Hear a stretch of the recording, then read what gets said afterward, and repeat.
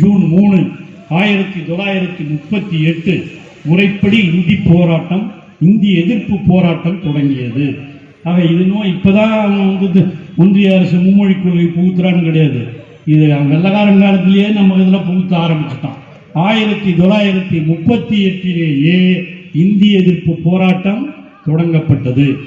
அப்பொழுதுதான் இங்கே கௌதம சிகாமணி சொன்னதைப் போல கலைஞர் அவர்கள் 1924 பிறந்த கலைஞர் 14 வயதில் பள்ளிக்கூடத்திலே படித்துக் கொண்டிருந்த பொழுது இந்திய எதிர்ப்பு போராட்டத்திலே சகமானவர்களை எல்லாம் அழைத்து சென்று ஓடி வந்த இந்திய பெண்ணை கேள்வி தேடி வந்த கோடை உள்ள நாடு இது அல்லவே என்று போர்ப்பரணி பாடினார் என்று சொன்னால் அன்றுதான் இங்கே நமக்கு இந்த விழிப்புணர்வு ஏற்பட்டது.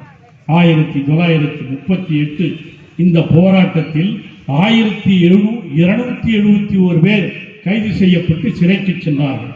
டிசம்பர் 8, 1938 தந்தை பெரியார் இந்திய எதிர்ப்பு போராட்டத்தை தூண்டினார் என்றும் பெண்கள் போராட்டத்திற்கு தூண்டினார் என்றும் குற்றம் சாட்டப்பட்டு கைது செய்யப்பட்டார். பெரியாரையே அரெஸ்ட் பண்ணானுங்க 1938 எதுக்கு இந்தி திணிப்பு கூடாது என்று சொன்னதற்காக அவர் கைது செய்யப்பட்டார்.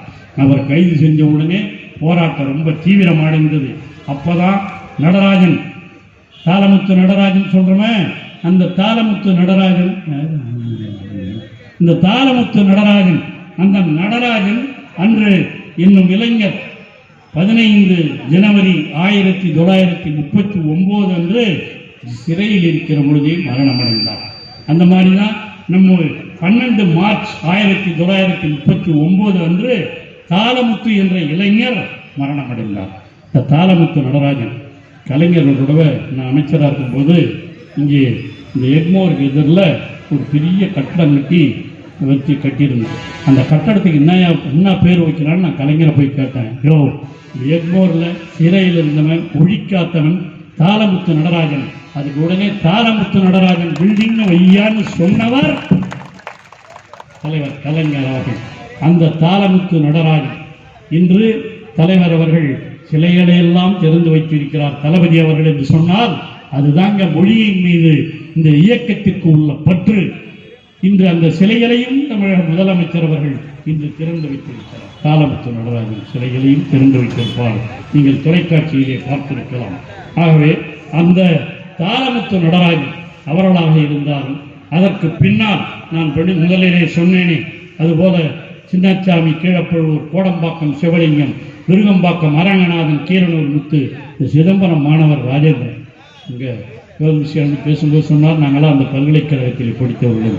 அந்த பல்கலைக்கழகமே ஒரு மொழிப்போர் தியாகிகளை உருவாக்கிய பல்கலைக்கழகம். இன்று இந்த திராவிட இயக்கத்திலே இருக்கிற பெரும் தலைவர்கள் எல்லாம் பேராசிரியர் அன்பழகன் உட்பட அந்த பல்கலைக்கழகத்திலே உருவானவர்கள் தான். அந்த பல்கலைக்கழகத்திலே படித்து மொழிப்பற்றோடு மொழி உணர்வோடு வளர்ந்தவர்கள் பல பேர். அதிலே நாங்களும் படித்தோம். அங்கதான் இந்த ராஜேந்திரன், இன்னைக்கும் அங்கே ராஜேந்திரன் சிலை இருக்கும். அந்த ராஜேந்திரன் சிலைக்கு மாலை அணிவித்திருந்த இயக்கம் இந்த இயக்கம் தான்.